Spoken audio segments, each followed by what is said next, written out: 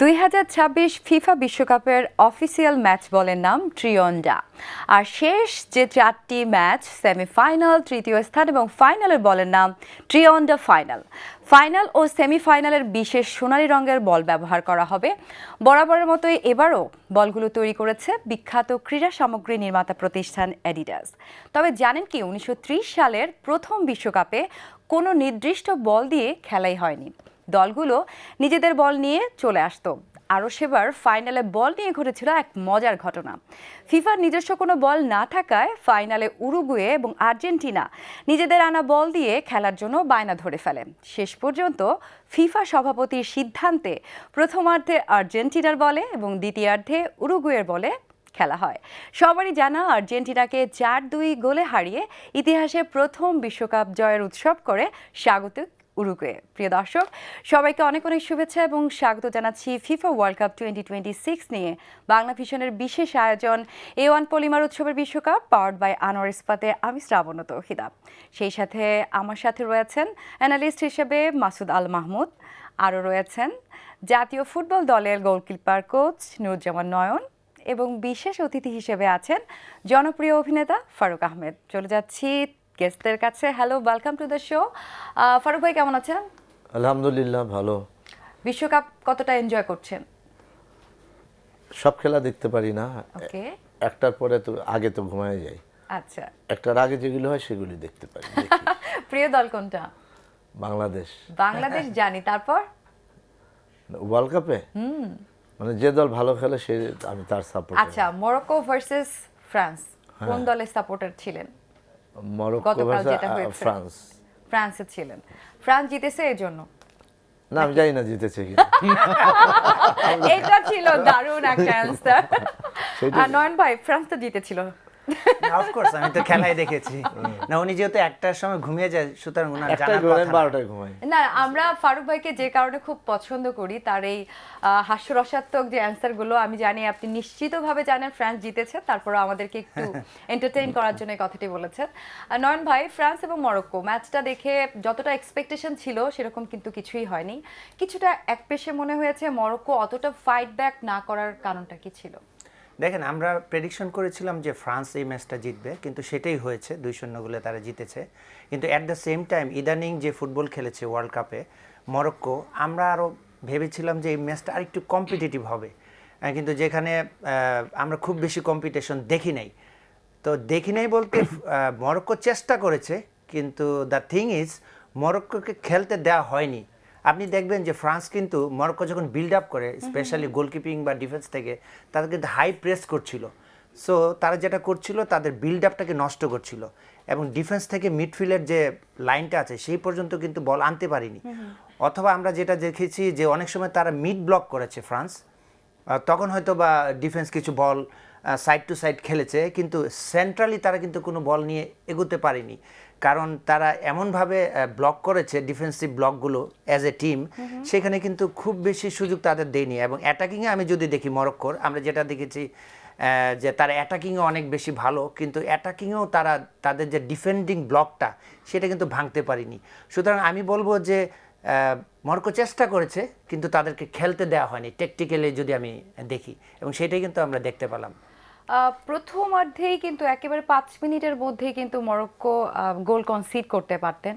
কালকে আমরা কথা বলছিলাম গোলকিপার নিয়ে, আপনারা এগিয়ে রেখেছিলেন ফ্রান্সের গোলকিপারকে, কিন্তু আমি বলেছিলাম যে এসনি বুনু fantastic and he did his job. যে দুটো গোল হয়েছে সেখানে তার কিছুই করার ছিল না। আর কতবার তিনি ঠেকিয়ে দেবে বলা যায়, অনেকটা অসহায় আমার কাছে লেগেছে। এবং মরক্কোর যে খেলা, সেখানে অনেকটা আমার মনে হয়েছিল যারা বাস পার্ক করে রেখেছেন, কোনোভাবেই দুর্গে যেন ঢুকতে না পারে, ব্যাপারটা এরকমই ছিল। বাট সেখান থেকে তো উইক পয়েন্ট বের হয়ে যায়। আর সাইবারি ইনজুরির কারণে কিন্তু আগে থেকেই কিছুটা পিছিয়েই ছিল মরক্কো, এবং সেখান থেকেই খেলাটা স্টার্ট করেছিল I think. What do you think? না, দেখেন, গোলকিপিং এর যদি কথা বলি, এই বিশ্বকাপটা অনেকটা গোলকিপিং এর মানে জয় জয়কার, সেটা কিন্তু আরো একবার দেখলাম। স্পেশালি যদি man of the match first half second half আলাদা করে দেওয়া হতো, সেক্ষেত্রে ফার্স্ট হাফে ইয়াসিন বুনো হতো, কারণ একটা এমবাপ্পের পেনাল্টি শুধু সেভ করে না, সে একদম কন্ট্রোলে নিয়ে নিয়েছিল এবং ফার্স্ট হাফে আরো কিছু অ্যাটাক করেছিল দুর্দান্ত। যদিও আমরা জানি যে মরক্কোর ডিফেন্ডিং ব্লক অনেক ভালো, কিন্তু তারপরেও আপনি এমবাপ্পে দেখবেন যে এমবাপ্পে যদি আপনি ফরমেশন দেখেন 4-2-3-1 সে 1 ছিল স্ট্রাইকিং, কিন্তু ম্যাক্সিমাম টাইমে সে লেফট সাইড থেকে অ্যাটাক করেছে। তো যেটা হচ্ছে সে 1v1-এ কিন্তু দুর্দান্ত। আমি যদি পৃথিবীতে 2-3 জন প্লেয়ার বলি যাদের অ্যাক্সেলারেশন ভালো, বা বলবো তারা যেটা করে 1v1-এ অ্যাক্সেলারেশন করে, দেন ডিসেলারেশন করে, দেন রিঅ্যাক্সেলারেশন করে, যেটা কিন্তু থামানোর মতো ক্ষমতা পৃথিবীর কোনো ডিফেন্ডার নেই, সেটাই কিন্তু আমরা দেখেছি। So but penalty unfortunately miss করেছে এমবাপ্পে, এবং আমার কাছে মনে হয়েছে 4 মিনিটের বেশি সময় সেই খেলাটা অফ ছিল ভিএর কারণে। সো তখন সাইকোলজিক্যালি আমার কাছে মনে হয় যে সে কনসেন্ট্রেশন কিছুটা হলো ব্রেক করেছে, যেটার প্রভাব কিন্তু আমরা দেখেছি পেনাল্টিতে। এক্স্যাক্টলি, এবং এমবাপ্পে লিওনেল মেসিকে ফলো করছে রেকর্ডের দিক থেকে, ইভেন দো পেনাল্টি মিসের দিক থেকেও। মাসুদ ভাই কি এই বিষয়ে কিছু বলবেন? না, মেসি কিন্তু পেনাল্টির দিক থেকে রেকর্ড, যে সে ওয়ার্ল্ড কাপে 4টা পেনাল্টি মিস করেছে। এমবাপ্পে হয়তোবা না, এখন যেহেতু গোলের দিক থেকেও তারা গোল্ডেন বুটের দৌড়ে এগিয়ে আছে, সেজন্য মজা করে জিজ্ঞেস করতে চাই যে এমবাপ্পে তো মেসিকে ফলো করছে, তো পেনাল্টি একটা মিস করেছেন গতকালকের ম্যাচে, দেখা যাক কি হয়, যে বাকিগুলোও কি মিস করতে পারেন কিনা। আচ্ছা, মেসি অ্যান্ড এমবাপ্পে, আপু ধন্যবাদ আপনাকে মজার একটা প্রশ্ন করার জন্য। তারা যে প্রতিযোগিতা নেমেছে, এখন মনে হচ্ছে কে কয়টা পেনাল্টি মিস করতে পারে।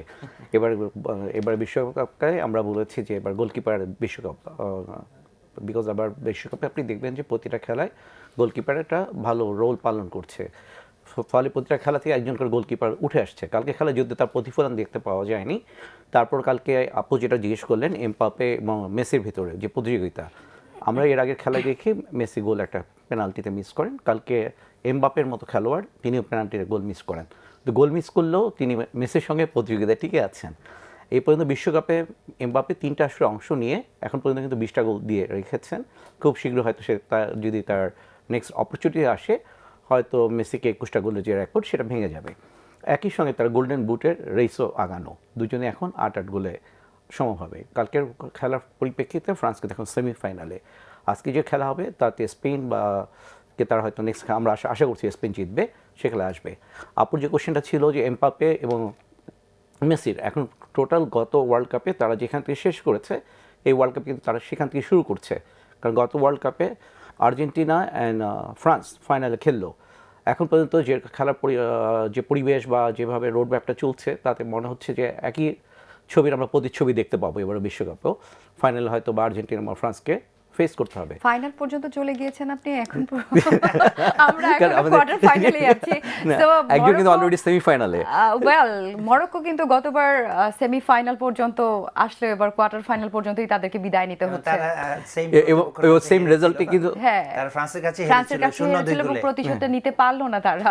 এবং কালকে খেলা দেখবেন, আগের গতবারের সেমিফাইনালে এটা 2 গোলে হেরেছিল, কালকের খেলাও কিন্তু তার সেম। এবং আমি গতকাল উল্লেখ করেছিলাম যে 1998 থেকে এই পর্যন্ত যতগুলো কোয়ার্টার ফাইনাল রেজাল্ট হচ্ছে 80% রেজাল্ট হচ্ছে 1 বা 2 গোলের ব্যবধানে। কালকেও কিন্তু তার ব্যতিক্রম না, 2-0 গোলে কিন্তু তার রেজাল্টটা হলো। এবং এবার কোয়ার্টার ফাইনাল ম্যাক্সিমাম খেলাগুলোতে 2 এর উপর যাবে বলে আমারও মনে হয় না, এবং টাই ব্রেকারে কিন্তু খুব কম খেলায় যাবে, যেটা আমাদের ফোরকাস্ট। এখন বাকিটা হয়তো সময় বলে দিবে যে আমরা কতটা সঠিক বলছি। ফোরকাস্ট কোথায় পেলেন? মানে ফোরকাস্ট মনে হচ্ছে, কারণ আপনি প্রতিটা খেলার, আমি বলছি 80% কিন্তু রেজাল্ট 98 থেকে, তারপর আমরা যদি কিছু পরিসংখ্যান বিবেচনা করি, সেটা অ্যানালাইসিস করি এবং খেলাগুলোর ধাঁচগুলো যদি দেখি, কালকে কিন্তু আমরা মরক্কো সম্বন্ধে এখানে আমাদের অনেকে খুব উঁচু ধারণা পোষণ করছিল, কিন্তু খেলা কিন্তু তার রিফ্লেকশন হয়নি। খেলা কিন্তু তার প্রচুর ডিফেন্সিভ খেলে। মরক্কো তো সেভাবেই খেলেছে। আমরা গ্রুপ স্টেজ থেকে যদি শুরু করি, তাহলে রাউন্ড অফ 32 মরক্কো অবশ্যই ভালো খেলেছে।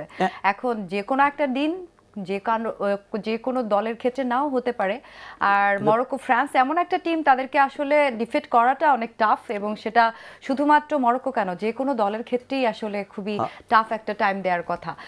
ফারুক ভাই, আপনি একটু চুপচাপই আছেন, কালকে ছিলেন ফ্রান্সের সাপোর্টার, বাট ওভারঅল আপনার কোনো দলকে কি চায় না মন যে ফাইনালে দেখতে চাই আমি এই দলটাকে এবার ওয়ার্ল্ড কাপে? না। আচ্ছা, আমি তাহলে এবার খেলা থেকে বের হয়ে এসে অন্য একটা প্রশ্ন করতে চাই আপনাকে। যা আপনি অভিনেতা, অভিনয় করাটাই হচ্ছে আপনার কাজ, কিন্তু খেলোয়াড়রা যখন মাঝে মাঝে অভিনয় করে মাঠে, এই জিনিসটা কেমন লাগে আপনার? খুবই ভালো লাগে। খুবই ভালো লাগে। সবচেয়ে ভালো অভিনেতা কে, কাকে মনে হচ্ছে, কোন দল? এটা ছিল ম্যারাডোনা। ভাগ্য ভালো তখন ভার অনেক ছিল না। আগের কথা, এখন ম্যারাডোনার খেলা তো আমি দেখিনি। এর পরের স্টেজগুলো একটু বলেন। আমার মেসির খেলা ভালো লাগে। Messi is not actor at all. উনি নেইমারের কেউ কথা তো শুনতে actor না, যাচ্ছেন। খেলোয়াড় তো আর কেউ অ্যাক্টর না। না না কিছু আমি কিছু আমি ক্ষেত্রে আমি acting করতে পছন্দ হয়। করি সেই সব খেলাগুলোকে যে মানে শৈল্পিক খেলা খেলে, আচ্ছা। যে কারণে আমি প্রথমে পেলের খেলা শুনতাম রেডিওতে, পরবর্তীতে দেখতাম। তারপরে আমি 86-এ ম্যারাডোনার খেলা দেখেছি। আমি মনে করি যে ম্যারাডোনা সারা বিশ্ব খেলছে একদিকে, আর ম্যারাডোনা একা খেলছে। Right. আমার কাছে এরকম মনে হয়েছে ম্যারাডোনার খেলাটা 86-এরটা। তখন বয়স ছিল, আমি রাত জেগে খেলা দেখতাম। আমি ফুটবল খুব ভালোবাসি, কিন্তু হ্যাঁ তারপরে এখন মেসি ভালো খেলা, আমি মেসির খেলা ভালো লাগে, এমবাপ্পের খেলা আমার খুব ভালো লাগে, আমি দেখি।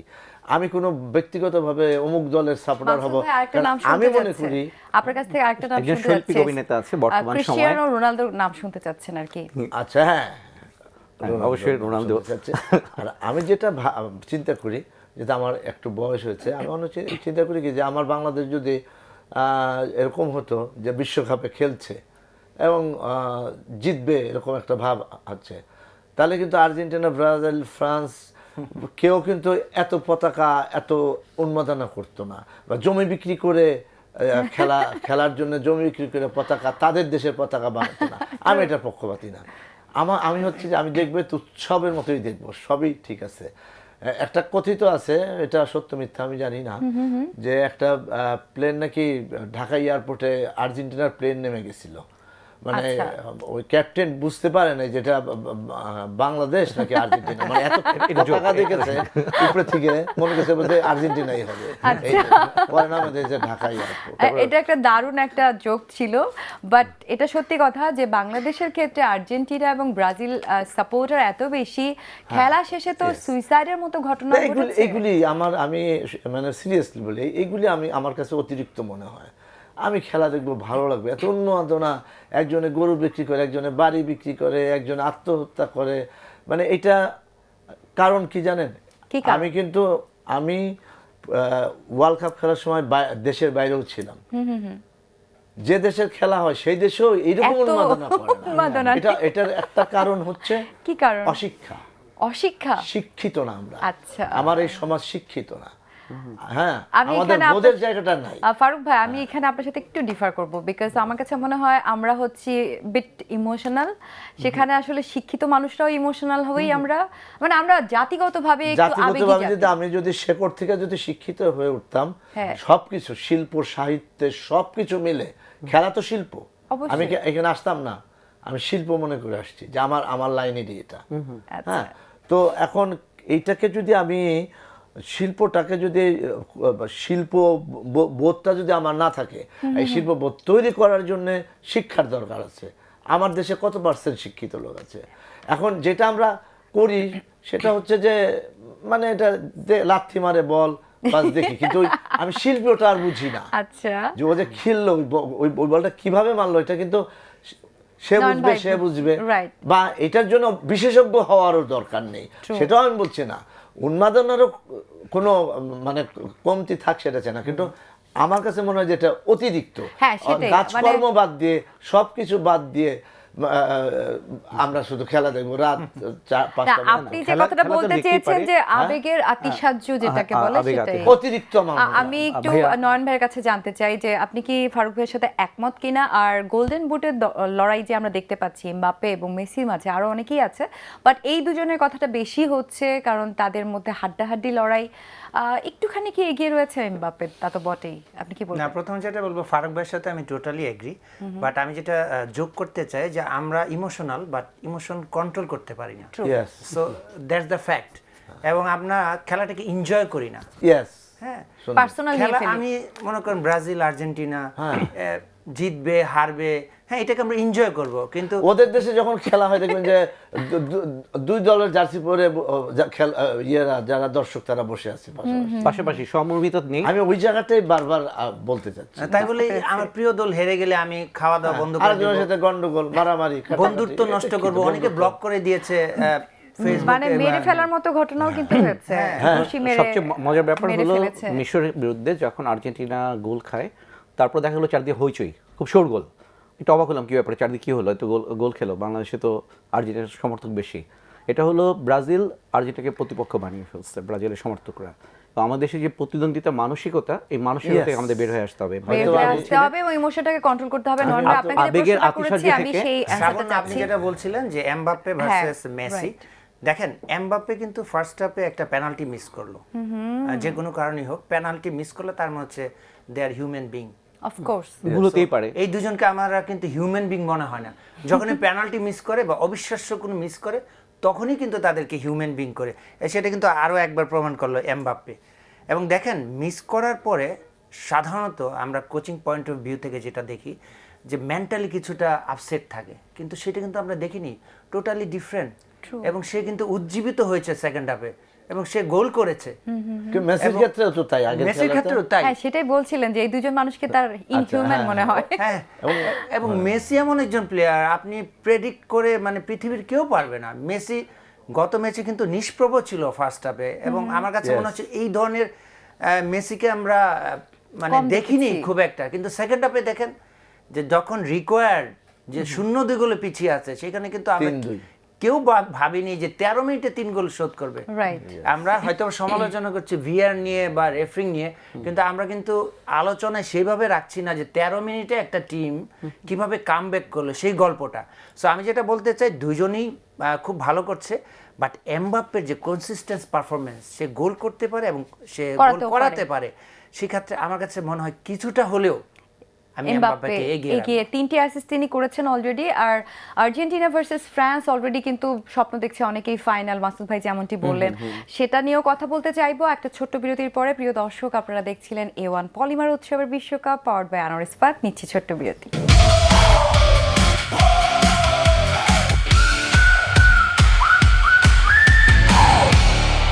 ওয়েলকাম ব্যাক, সাথে আছে আমি শ্রাবণ ও তৌহিদা। প্রিয় দর্শক, আপনারা দেখছিলেন A1 পলিমার উৎসবের বিশ্বকাপ পাওয়ার্ড বাই আনোয়ার ইস্পাত। আপনাদেরকে সাথে নিয়ে ওয়েলকাম করতে চাই আরও একবার আমাদের 3 জন স্পেশাল গেস্টকে। আমার সাথে রয়েছেন অ্যাক্টর ফারুক আহমেদ, সেই সাথে রয়েছেন গোলকিপার কোচ নুরুজ্জামান নয়ন এবং রয়েছেন এক্সপার্ট মাসুদ আল মাহমুদ। 3 জনকে ওয়েলকাম করছি। আমরা গোল্ডেন বুটের লড়াইয়ে ছিলাম, যেখানে মেসি এবং এমবাপ্পেকে নিয়ে কথা হচ্ছিল। নয়ন ভাই, তবে ভুলে গেলে এটাও চলবে না, আর্লিং হালান্ড এবং সেই সাথে হ্যারি কেইন কিন্তু এই রেসের মধ্যে আছে। সো তাদের মধ্য থেকেও একটু সম্ভাবনার কথা শুনতে চাই। স্পেশালি আর্লিং হালান্ড তো ইয়াং ক্রেজ, তাকে নিয়ে যে পরিমাণ ইয়াংদের মধ্যে ভালোবাসা, তার প্রত্যেকটা জিনিস রিলস ভাইরাল হয়ে যাচ্ছে, অতি মানব কি খাচ্ছে না খাচ্ছে সব ভাইরাল। কেমন লাগছে তার এই উত্থান? তিনি আগে থেকেই সুপারস্টার, বাট এবার নতুন করেই যেন ক্রেজটা তৈরি হয়েছে। না, সে তো আগে থেকেই সুপারস্টার, এবং সে ইংলিশ প্রিমিয়ার লিগে সে আলো ছড়িয়েছে, সে highest Manchester scorer City, yes. Manchester সিটিতে। মানে অতি মানবীয় যে পারফরমেন্স, সেটা কিন্তু সেখানেই সে দেখিয়েছে।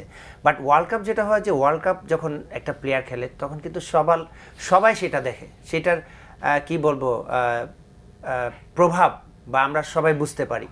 তো নিশ্চয়ই হাল্যান্ডও সেই ক্ষেত্রে এগিয়ে থাকবে। আমরা কিন্তু এই দ্বৈরথগুলো দেখতে পাচ্ছি অলরেডি, তাদের যে গোল্ডেন বুটের লড়াই 4 জনের মাঝে, সেটা খুব সুন্দর করে। এমবাপ্পে 8 গোল, মেসি 8 গোল এবং হাল্যান্ড 7 গোল। তো এমবাপ্পে সবার উপরে আছে, কারণ এমবাপ্পে Assist আছে তার 3টা আছে। তো আমার কাছে এটা মনে হচ্ছে 3 জনই যে কোনো একজন হবে, বাট এটা নির্ভর করছে তার দল কতদূর ফাইনাল পর্যন্ত পর্যন্ত যাচ্ছে। যেতে পারবে কিনা। True. সো এইটাই আমার কাছে মনে হয়, যেহেতু ফাইনাল পর্যন্ত গেলে আরো কিছু ম্যাচ পাবে, সেই ক্ষেত্রে তাদের 3 জনের যে কোনো একজন বা 2 জনও হতে পারে, সম্ভাবনা বেশি থাকবে। ওকে, ফারুক ভাই কি মনে হচ্ছে এই যে 4টি নাম, আপনার মন কি বলে, কে পেতে যাচ্ছে? আমার মনে হয় এমবাপ্পেই পাবে। এমবাপ্পে মনে হচ্ছে পাবে। মাসুদ ভাই, আপনার কাছে কি মনে হচ্ছে? এখন আমাদের ওয়ার্ল্ড কাপে 104টা ম্যাচের ভিতর আর 8টা ম্যাচ বাকি আছে। একটু নয়ন ভাই বলছিলেন যে কে ফাইনালে যেতে পারবে, কারণ এখন অপরচুনিটি এমবাপ্পের জন্য 2টো ম্যাচ অলরেডি, তারা সেমিফাইনাল চলে গিয়েছে, তারা তো সেমিফাইনাল ফাইনাল খেলতে পারে 2টো ম্যাচে, সে কয়টা গোল করতে পারে। মেসি হাতে এখন স্টিল অপরচুনিটিস দেয়ার। মেসি মানে হলো একটা বিস্ময়, মেসি একটা দলকে তুলে নেওয়ার জন্য যথেষ্ট। ক্যাপ্টেন্সি দরকার, যখন দল বিপর্যস্ত তখন মেসি দরকার, যখন একটা লিডার দরকার তখন মেসিকে প্রয়োজন। এবং মেসি কিন্তু ওয়ান ম্যান শো, সে নিজে খেলে, দলকে খেলায়, এবং তার 2 পায়ের যে কারুকার্য শিল্প, একটু ভাইয়ের শিল্পের কথা বলছিলেন, মেসি হলো একটা শিল্পের নমুনা। এবং সে শিল্পের নমুনা যদি সে পরিপূর্ণভাবে শিল্পের কারিগর। শিল্পের কারিগর, এবং সে কিন্তু তার আপনি সেখানে মুভ করবে। একটু গতবারে নয়ন ভাই বলছিলেন যে যখন খেলে এবং যখন খেলে না, দুই সময় সে বিপজ্জনক। সে চুপচাপ থাকে, রোনালদোর মতো পুরো মাঠ ধরে দৌড়ায় না, চারদিকে অবজারভেশন করে, স্ক্যানিং করতে থাকে পুরো মাঠ। করার পর যখন সে মুভ করে, আপনি দেখবেন যে মেসি গ্র্যাভিটিকেও ইউজ করে। যখন ফ্রি কিকে পুরো সামনে দেয়াল তৈরি করে ফেলা হয়, সে গ্র্যাভিটিকে ইউজ করে পুরো সাইকেল করে গিয়ে রাউন্ড করে গিয়ে গোল পোস্টে মাপা শটে গোল করে। ফ্রি কিকের জন্য সে কিন্তু 72টা গোলও করেছে। সো মেসির কিছু ইউনিকনেস আছে, যে স্বকীয়তা, সেই স্বকীয়তা যদি সে ঠিক রাখে, আগামী 3টা ম্যাচে, নেক্সট ম্যাচে তো আর্জেন্টিনা খেলবে, সেখানে সে 2-1 গোল পাবে। কার সাথে খেলতে যাচ্ছে আর্জেন্টিনা? এটা আমরা সবাই জানি, আর্জেন্টিনা, ইংল্যান্ড বা নরওয়ে, যাদের ভিতর যারা জিতবে তাদের সঙ্গে খেলবে। আপনি কাকে চাচ্ছেন? আমি যে কেউ, নরওয়ে এখানে সেই খেলায় যে হ্যারি কেইন এবং আমরা আর্লিং হাল্যান্ড, তার দুজনে একজনকে হারাবো, এবং হাল্যান্ড কিন্তু এখন জনপ্রিয়তা শীর্ষে, এবং এই দুজন পৃথিবীর সবচেয়ে ভয়ঙ্কর স্ট্রাইকার। 4 খেলা কিন্তু হ্যারি কেইনকে আমরা অনেকে আন্ডার এস্টিমেট করি। উনি 4 খেলায় কিন্তু 6টা গোল করেছেন, এবং উনি যখন গোল করেন ওনার গোলটা কিন্তু দেখার মতো। এরা সবাই কিন্তু স্ট্রাইকার পজিশনে খেলে। হ্যারি কেইন কিন্তু বুন্দেসলিগায় আপনার 61টা গোল করেছে লাস্ট সিজনে, এবং বর্তমানে কিন্তু ফর্মে আছেন আর্লিং হাল্যান্ড। আমি আসলে এই জন্য একটু কনফিউজ হয়ে গিয়েছিলাম। মাসুদ ভাই এত কনফিডেন্টলি বলছেন যে আর্জেন্টিনার সাথে কোন দলের খেলা পড়বে, ইংল্যান্ড নাকি Norway. I was bit confuse because আর্জেন্টিনার সাথে সুইজারল্যান্ডের খেলা, দ্যাট ইজ ফিক্সড অলরেডি। না, এটা না, আমি এর পরে কথা বলছি। কোয়ার্টার ফাইনালে এখন সুইজারল্যান্ডকে হারাতে হবে তো। সুইজারল্যান্ডকে হারাবে স্বপ্ন দেখছে, স্বপ্ন দেখছে, বাট মাঝখানে কোয়ার্টার ফাইনাল তিনি ভুলে গিয়েছেন। ডাইহার্ড ফ্যান আর্জেন্টিনার, ডাইহার্ড ফ্যান অবশ্যই হতে পারে। তবে আমি অবশ্যই। আপনার এক্সপ্লেনেশন থেকে একটা জিনিসকে পিক করতে চাই মাসুদ ভাই, সেটা হচ্ছে তিনি বলেছেন ওয়ান ম্যান শো আর্জেন্টিনাকে। That is true partially. আমরা যদি এই যে ইকুয়েশন এত কিছু সব কিছুর বাইরে ধরে নেই যে ফ্রান্স গেল ফাইনালে এবং সেখানে আর্জেন্টিনা থাকলো, সেক্ষেত্রে ওয়ান ম্যান শো হতে পারে আর্জেন্টিনা, নাকি অ্যাজ আ টিম তাদের টিম বন্ডিংটা আমার কাছে খুব দুর্দান্ত লেগেছে, সেটা কি একটা প্রশ্নের সম্মুখীন হতে পারে কিনা নয়ন ভাই?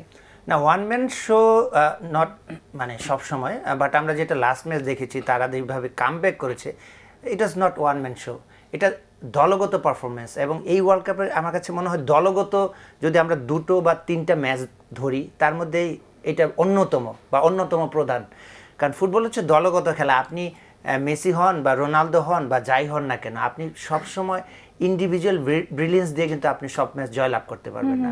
ফুটবল যেহেতু দলগত খেলা, এখানে দলগত যে রেসপন্সিবিলিটি আছে, হ্যাঁ, ইন ডিফেন্ডিং, ইন অ্যাটাকিং বা ট্রানজিশনে, সেইগুলো যদি আপনি ঠিকভাবে করতে পারেন দলগতভাবে, তখনই কিন্তু একটা টিমের জয়লাভ হয়। হ্যাঁ, আমি একটু অ্যাড করি এখানে। একটু আপনি যেটা বলছিলেন, আমি দলগত ফুটবল অবশ্যই দলগত খেলা।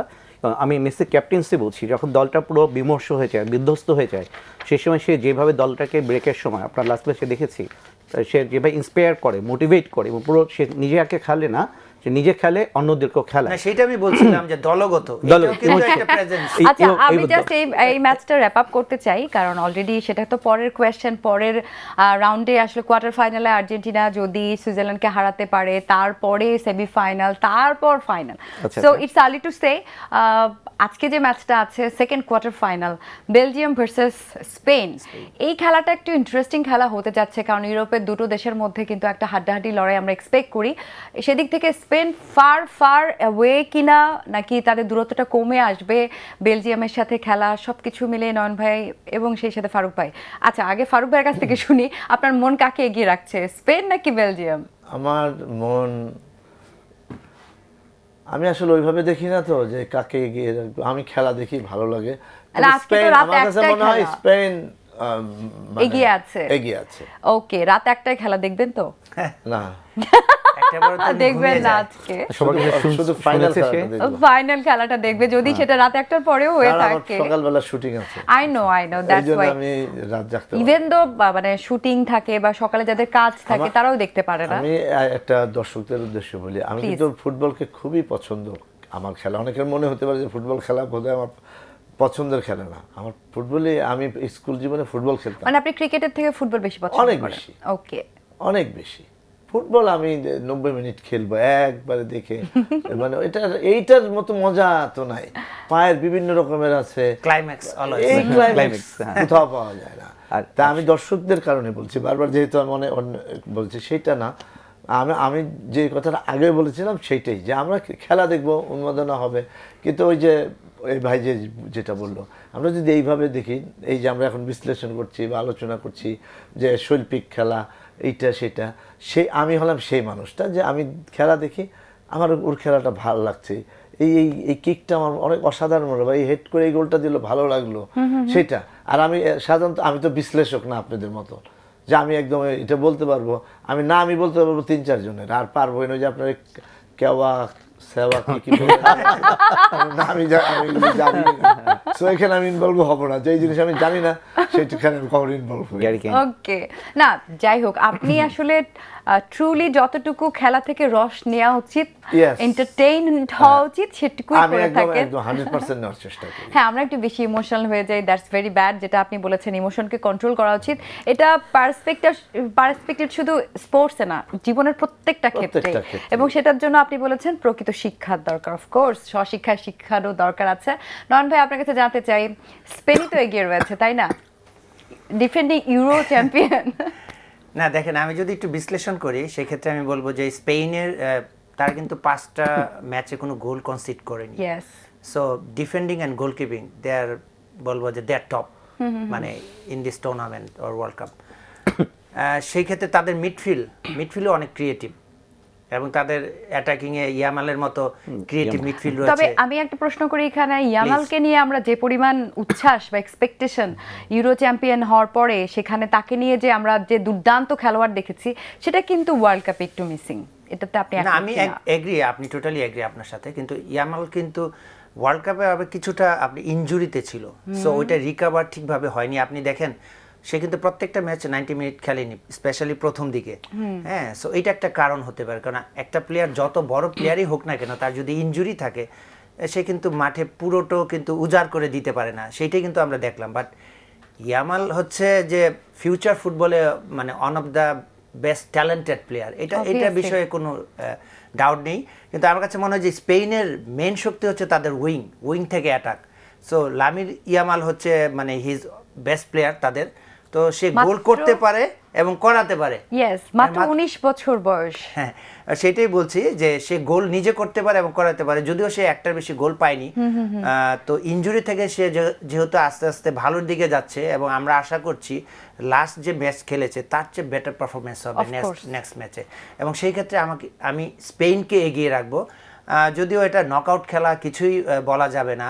তারাও চেষ্টা করবে যে বেলজিয়াম তারাও চেষ্টা করবে যে খেলাটাকে কিভাবে তাদেরকে আটকানো যায় বা কি ট্যাকটিক্স অবলম্বন করা যায়। দেখেন, একটা ম্যাচ থেকে আরেকটা ম্যাচের মানে যে গ্যাপ থাকে 2 থেকে 4 দিন হয়তো, সেখানে কিন্তু ফিজিক্যালি আপনি কি বলবো খুব বেশি এগিয়ে যেতে পারবেন না, আপনি টেকনিক্যালি খুব বেশি এগিয়ে যেতে পারবেন না। আপনি যেটি পারবেন সেটা হচ্ছে টেকটিক্যাল। সো কোন টিম কোনভাবে টেকটিক্যালি আপনি ইনভলভ হতে পারে বা ইমপ্লিমেন্টেশন করতে পারে, এটা কিন্তু আগে থেকে বলা যায় না। সো এইটারই কিন্তু আবার প্রভাব দেখেছি রাউন্ড অফ 16, রাউন্ড অফ 32-তে, এবং যেটা আমরা প্রেডিক্ট করেছি অনেক সময় যে এই টিমটা জিতবে, কিন্তু সে জিততে পারেনি, বিকজ দ্য অপোনেন্টের যে টেকটিক্যাল বিহেভিয়ার, সেটার এক্সিকিউশন কিন্তু আমরা দেখেছি। আমার মনে হয় যে হোমওয়ার্কটা প্রপারলি করা দরকার, অ্যানালাইসিসটা প্রপারলি যদি হয়, তাহলে কিন্তু প্রতিপক্ষকে আটকে দেওয়ার যে নকশাটা, সেটা আরো বেটার হয়। আমরা কিন্তু দেখতে পাচ্ছি স্পেন এবং বেলজিয়াম এবারে বিশ্বকাপে যেভাবে তারা যতগুলো ম্যাচ খেলেছে এবং তাদের জয় পরাজয় ড্রয়ের যে সংখ্যাটা, তবে আমি জানি যে 10টি ম্যাচের মধ্যে স্পেন বেলজিয়ামের মাঝে 5টিতে উইন করেছে হচ্ছে স্পেন, এবং 5টিতে ড্র হয়েছে। সো সেই জায়গায় মানে লাস্ট যে 10টি খেলার কথা বলেছি, total Spain and Belgium total ওয়ার্ল্ডে এই পর্যন্ত তার 22টা আন্তর্জাতিক ম্যাচ খেলে, যার ভিতর 12টা ম্যাচ জিতে স্পেন। যে পরিসংখ্যানের হিসাবে কিন্তু স্পেন অনেক আগানো, 5টা ম্যাচ তাদের ড্র হয়, 5টা ম্যাচ তারা পরাজিত হয় স্পেন বেলজিয়ামের কাছে। আমি যেটা পরিসংখ্যান দিয়েছি সেটা লাস্ট 10 ম্যাচেস, আপনি দিচ্ছেন লাস্ট 22 ম্যাচেস, টোটাল ম্যাচেস 22 এর মধ্যে মাত্র মানে 5টা জয়। না 12টা জয় হলো স্পেনের, 12টা স্পেনের। এখন 50% বেশি, সেই হিসাবে আমি কালকে স্পেনকে আজকে এগিয়ে ম্যাচে রাখছেন। এগিয়ে রাখছি, কারণ পরিসংখ্যান বলছে। ও law শুধু of- পরিসংখ্যান, শুধু পরিসংখ্যান। স্ট্যাটিস্টিক্স। ওকে, আমরা এটা নিয়ে আচ্ছা। আরো কথা বলতে চাইবো একটা ছোট্ট বিরতির পরে। ভিউয়ার্স, সময় হয়েছে আর একটা ছোট্ট বিরতি নেবার। আপনারা দেখছিলেন A1 পলিমার উৎসবের বিশ্বকাপ পাওয়ার বাই আনোয়ার ইস্পাত। ফিরছি একটু পরে, আমাদের সাথে থাকবেন।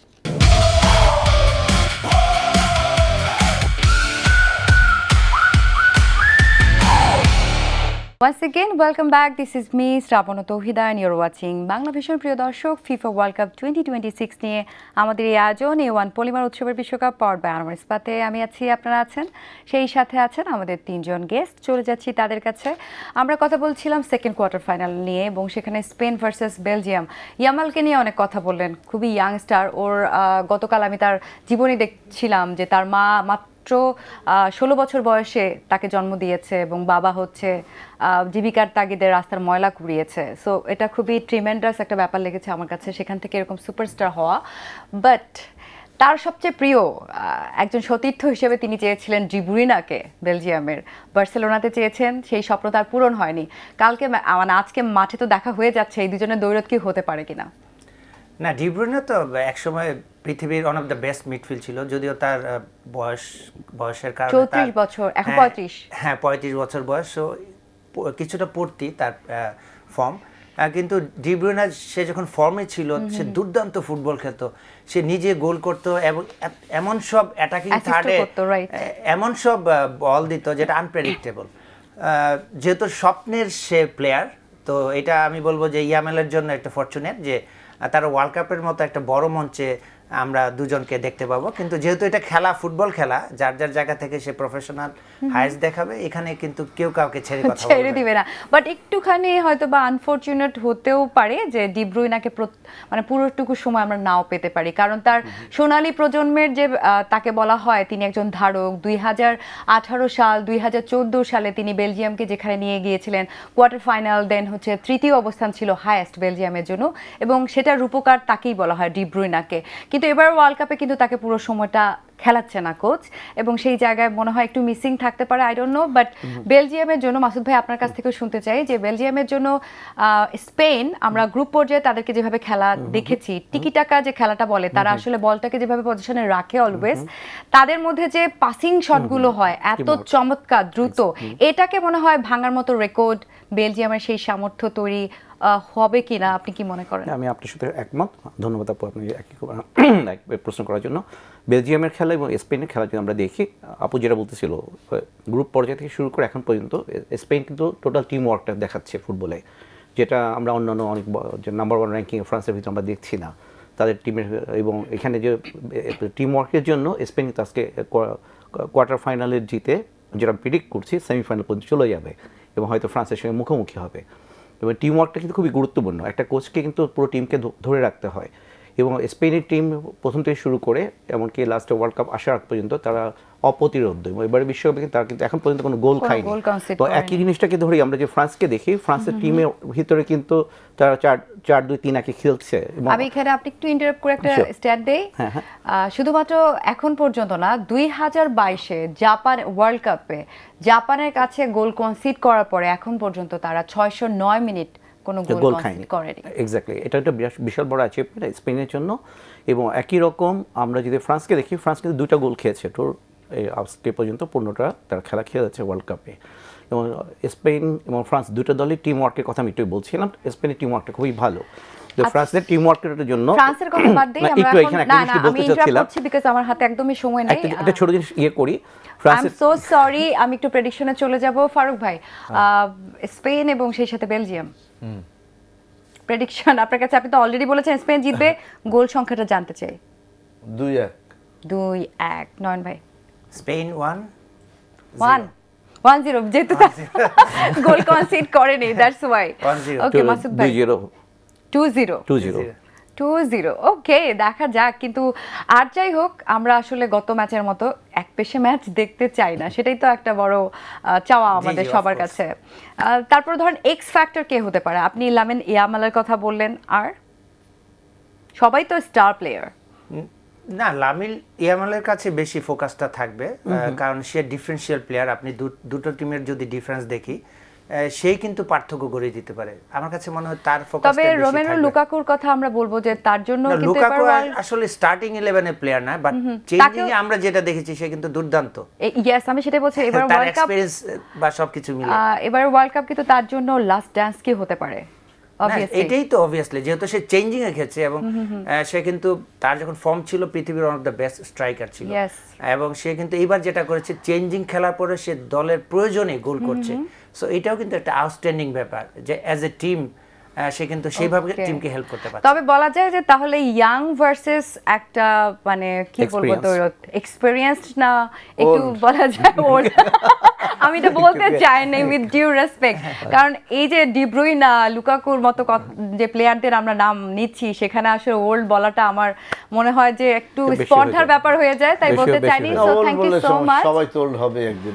না ওর না এখানে না খেলা মেসি তো not old now, 39 years old যেভাবে খেলে যাচ্ছে। ওর না, মেসি- আমি তো old, না, না। তাই না, মানুষ হিসেবে। তাই বলে Okay. মেসিকে কিন্তু আমরা মানুষ এরপরে হিসেবে বিশ্বকাপে আশা করব না। মেসি এবারে হয়তো শেষ বিশ্বকাপ। অবশ্যই আশা করব না, but রোনালদো অলরেডি কাঁদতে কাঁদতে চলে গেল, যে জন্য আপনি আমাকে প্রায় খুঁচান যে রোনালদো আমার প্রিয় খেলোয়াড়। আপনার প্রিয় তো সত্যি কথা সত্যি খুঁজে তো, নাকি? এবং মেসি আমার প্রিয় খেলোয়াড়, দুজন দুই রকম, দুই ডাইমেনশনের। এবং আমি আশা আচ্ছা, করি থ্যাংক ইউ সো মাচ। আমরা আজকের দলের প্রেডিকশন নিয়ে প্রিয় দর্শক শেষ করতে চাই ওয়ান পলিমার উৎসবের বিশ্বকাপ পাওয়ার্ড বাই আনোয়ার ইস্পাত। বাট আমি স্পোর্টস লাভার হিসেবে চাইবো খুবই হাড্ডাহাড্ডি লড়াই হোক। বেলজিয়াম যেভাবে গত ম্যাচে ফাইট ব্যাক করেছে ঠিক সেটাই যেন স্পেনকে ফেরত দিতে পারে। প্রিয় দর্শক, আবারও দেখা হচ্ছে সেম টাইম সেম চ্যানেলে। Thanks for watching.